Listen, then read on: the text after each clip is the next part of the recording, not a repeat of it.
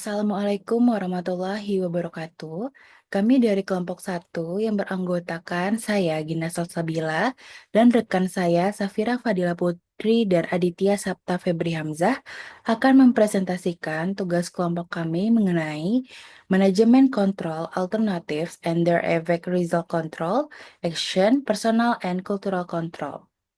Untuk pertama akan dibacakan oleh saya sendiri Gina Salsabila.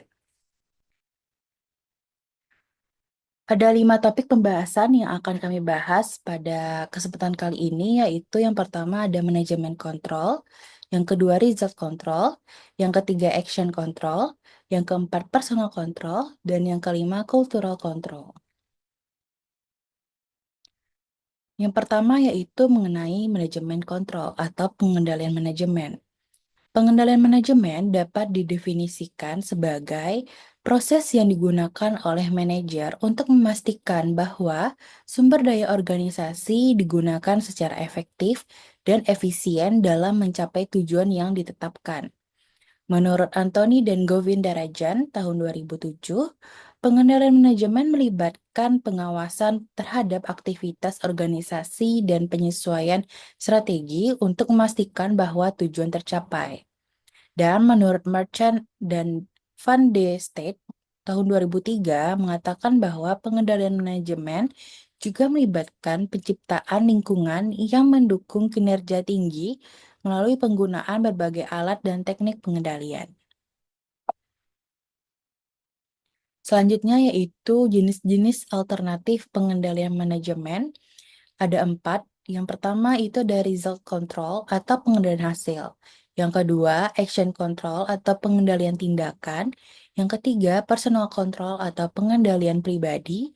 Yang keempat, ada cultural control atau pengendalian budaya. Baiklah, sekian dari saya. Akan dilanjutkan oleh rekan saya, Safira Fadila Putri. Kepada Safira, dipersilahkan. Oke, terima kasih kepada Gina. Saya Safira. Saya akan membahas mengenai jenis-jenis alternatif pengendalian manajemen. Yang mana sebelumnya telah dijelaskan oleh Gina, itu ada 4 jenis alternatif pengendalian manajemen. Nah, pada sesi ini saya akan menjelaskan 2 jenis alternatif dan 2 jenis lainnya itu nanti akan dijelaskan oleh teman saya selanjutnya. Nah, eh, 2 jenis alternatif pengendalian manajemen itu yang pertama ada result control atau pengendalian hasil dan juga action control atau pengendalian tindakan. Nah, sebelum saya membahas lebih lanjut apa itu result control dan juga action control, saya ingin bertanya kepada teman-teman semua. Eh, Menurut teman-teman semua, eh, bagaimana jika sebuah perusahaan itu memberikan eh, karyawan berupa gaji tetap saja tanpa adanya insentif tambahan? Apakah karyawan itu akan tetap bekerja sebagaimana mestinya atau malah mempertunjukkan penurunan atas kinerjanya? Nah, jawaban dari pertanyaan ini itu sangat berkaitan dengan sistem pengendalian yang digunakan dalam organisasi. Untuk memastikan karyawan bekerja sesuai dengan tujuan perusahaan, ada 2 metode utama yang digunakan, yaitu result control dan juga action control. Nah, mari kita bahas lebih dalam lagi apa itu result control dan juga action control. Nah, result control atau pengendalian hasil itu adalah tipe pengendalian yang melibatkan pemberian imbalan pada karyawan untuk hasil yang bagus atau dapat juga disebut dengan insentif atas kinerja. Nah, pengendalian hasil menciptakan meritocracies, yaitu karyawan yang paling berbakat dan bekerja keras itu akan dihargai daripada karyawan yang sudah lama bekerja, walaupun dia memiliki hubungan sosial yang lebih baik, tetapi mempertunjukkan atau memperlihatkan kinerjanya yang rendah. Nah, selanjutnya mengenai kelaziman result control. Nah, result control ini digunakan untuk mengendalikan perilaku karyawan pada berbagai tingkatan organisasi, yang mana apabila eh, dikatakan lebih efektif, pengendalian hasil ini membutuhkan implementasi desentralisasi organisasi, yaitu pendelegasian hak dalam pengambilan keputusan, di mana desentralisasi itu akan dapat lebih jelas dalam menilai kinerja tiap manajemen divisi, namun memiliki kelemahan seperti mendorong tingginya biaya operasi dan juga risiko reputasi. Selanjutnya, result control dan permasalahan pengendalian. Nah, result control ini merupakan pengendalian yang sifatnya preventif dalam mengatasi berbagai masalah pengendaliannya. Yaitu yang pertama, pemahaman karyawan mengenai apa yang harus dilakukan atau apa yang harus mereka kerjakan dan apa hasil yang akan diperolehnya.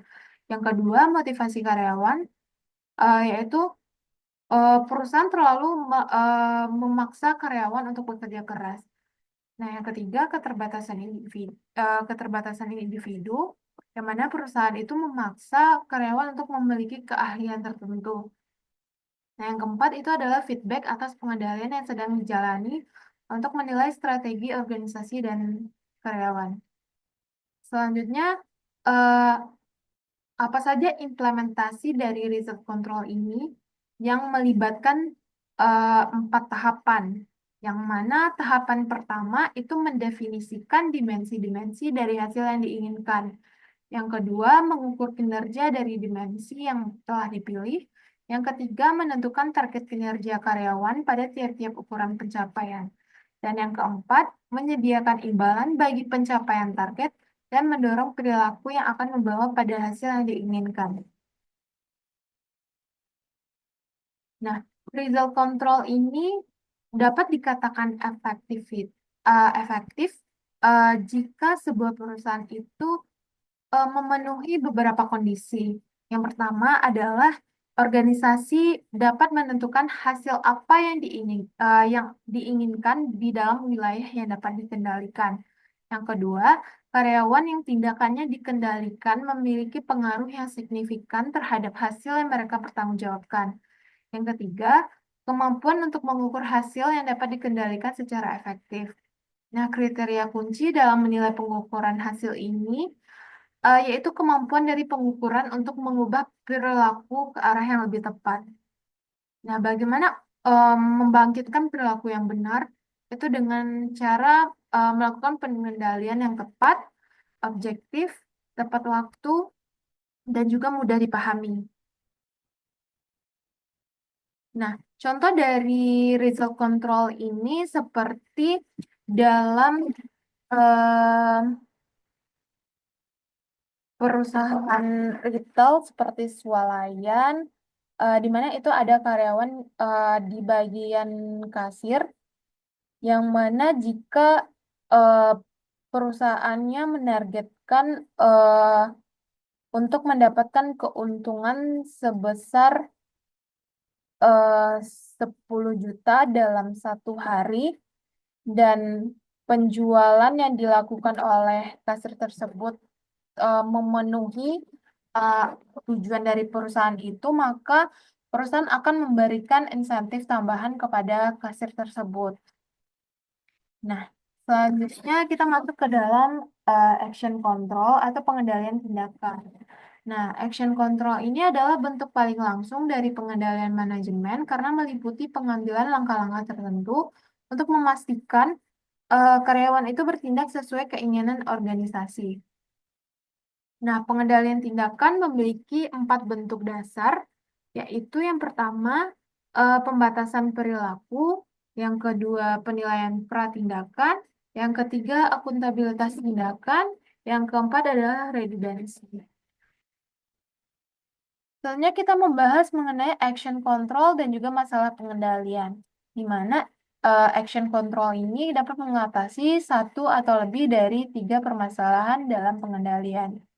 Nah, mari kita lihat tabel yang telah disajikan dalam PPT ini, di mana ada 3 masalah utama dalam pengendalian organisasi yang dapat diatasi dengan action control.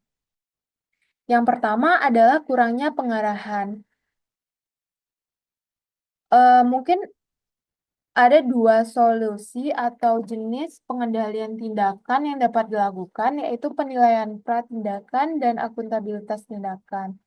Nah, penilaian pratindakan ini dilakukan dapat berupa memastikan bahwa karyawan memiliki pemahaman yang benar sebelum menjalankan tugas. Nah, yang kedua, akuntabilitas tindakan, di mana memastikan bahwa setiap karyawan itu bertanggung jawab atas pekerjaannya dan memberikan laporan secara berkala. Contohnya itu pada pegawai baru, misalnya di bidang keuangan, di mana dia harus menyelesaikan dulu pelatihan sebelum eh, menangani transaksi yang besar. Nah, yang kedua, masalahnya itu kurangnya motivasi terhadap karyawan. Nah, ada 4 solusi atau jenis pengendalian tindakan yang dapat dilakukan. Yang pertama adalah pembatasan perilaku, seperti memberikan aturan yang jelas agar karyawan memahami batasan mereka. Nah, yang kedua, penilaian pratindakan. Itu digunakan untuk memastikan karyawan tetap termotivasi dengan memberikan evaluasi sebelum tugas dilakukan. Nah, yang ketiga itu akuntabilitas tindakan, di mana dapat membantu atau mendorong motivasi dengan menilai hasil kerja secara berkala. Yang keempat, dengan solusi redundansi, di mana dilakukan peningkatan motivasi dengan menyeimbangkan tanggung jawab dalam tim. Nah, contohnya itu seperti sales yang memiliki target bulanan eh, untuk mendapatkan evaluasi mingguan guna untuk memastikan mereka tetap termotivasi untuk mencapai target bulanan mereka. Nah, yang ketiga itu keterbatasan keterampilan individu. Nah, solusinya itu yang pertama adalah penilaian pratindakan, digunakan untuk memastikan hanya karyawan yang memiliki keterampilan tertentu yang akan menangani tugas yang spesifik. Yang kedua adalah akuntabilitas tindakan, yaitu memastikan setiap individu bertanggung jawab atas tugasnya. Yang ketiga adalah dengan jenis pengendalian tindakan redundansi, yaitu digunakan untuk meminimalisir kesalahan dengan sistem pengecekan ulang oleh orang lain. Contohnya itu eh, seorang teknisi IT yang mana harus melaporkan setiap tindakan perbaikan yang dilakukan agar dapat dievaluasi jika terjadi kesalahan.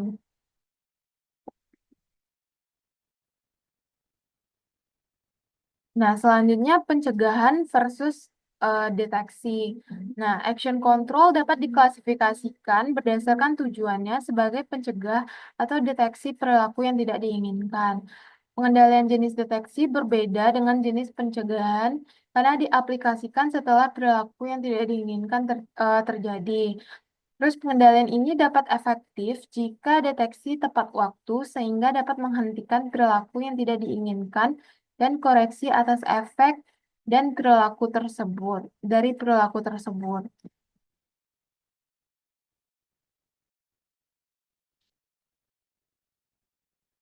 Nah, selanjutnya adalah kondisi yang menentukan efektivitas action control. Nah, agar action control itu dapat diterapkan secara efektif, perusahaan itu harus memenuhi dua kondisi utama. Yang pertama adalah organisasi itu dapat menentukan tindakan apa yang diinginkan atau tidak diinginkan. Nah, em, jika tindakan yang benar dapat ditentukan secara jelas, maka perusahaan dapat menerapkan kontrol yang lebih efektif. Contohnya itu perusahaan manufaktur yang memiliki standar operasional yang memastikan bahwa setiap langkah produksi itu dilakukan dengan cara yang benar. Yang kedua adalah organisasi dapat memastikan bahwa tindakan yang diinginkan atau tidak diinginkan itu terjadi atau tidak terjadi. Nah, pengendalian itu harus disertai dengan sistem pemantauan yang memastikan kepatuhan terhadap aturan. Contohnya itu kamera CCTV di pabrik, misal, eh, itu guna untuk memastikan bahwa karyawan itu mengikuti prosedur keselamatan kerja. Nah, jika kedua kondisi ini tidak terpenuhi, maka action control itu mungkin tidak bisa dikatakan efektif dan bisa digantikan dengan pendekatan lain seperti result control. Baik, sekian presentasi dari saya. Selanjutnya akan dibacakan oleh Aditya. Pada Adit, dipersilakan. Terima kasih kepada Safira. Saya Aditya akan membacakan slide selanjutnya, yang mana materi selanjutnya adalah personal control.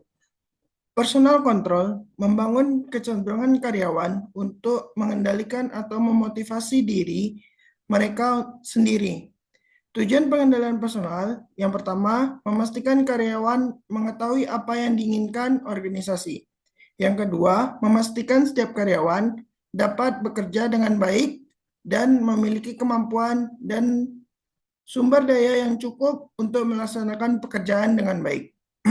Yang ketiga, meningkatkan kemungkinan tiap karyawan melaksanakan pengawasan pada dirinya sendiri. Pengendalian personal dapat diimplementasikan melalui 1. Seleksi dan penempatan. 2. Pelatihan menyediakan informasi yang berguna mengenai tindakan atau hasil apa yang diekspektasikan dan bagaimana tugas yang harus dikerjakan. Yang ketiga, desain pekerjaan yang menyediakan sumber daya yang diperlukan. Selanjutnya, cultural control atau pengendalian budaya. Pengendalian budaya didesain untuk mendukung pemantauan bersama. Bentuk yang kuat dari tekanan kelompok terhadap individu yang melenceng dari nilai dan norma kelompok. Pengendalian budaya akan sangat efektif apabila anggota kelompok memiliki ikatan emosional yang kuat. Budaya perusahaan dapat dibentuk dalam banyak cara, baik lewat kata maupun contoh meliputi kode etik, imbalan kelompok, dan pendekatan lainnya. Lalu, personal kultur, kontrol, dan pengendalian. Dan masalah pengendalian. Secara bersamaan, pengendalian personal atau budaya mampu menangani semua masalah pengendalian meski seperti yang terlihat dalam tabel berikut, di mana tidak semua tipe pengendalian dalam kategori ini bisa bekerja efektif untuk menangani setiap masalah. Yang mana yang dapat dilihat pada tabel, seleksi dan penempatan itu kurang efektif jika tidak adanya kurangnya pengarahan dan masalah motivasi, serta pembatasan, dan seterusnya. Seperti yang ada di tabel. Selanjutnya, efektivitas pengendalian personal dan pengendalian budaya. Pengendalian personal dan budaya memiliki beberapa kelebihan dibandingkan pengendalian hasil dan tindakan. Pengendalian ini dapat digunakan di hampir semua kondisi sampai batas tertentu. Biaya seringkali lebih rendah dibandingkan pengendalian lainnya dan menimbulkan efek samping yang biasanya lebih sedikit. Sekian presentasi dari saya. Selanjutnya dikembalikan kepada moderator. Kepada Gina, dipersilakan. Baik, terima kasih kepada Safira dan Adit. Sekian presentasi dari kelompok 1. Lebih kurangnya mohon dimaafkan. Assalamualaikum warahmatullahi wabarakatuh.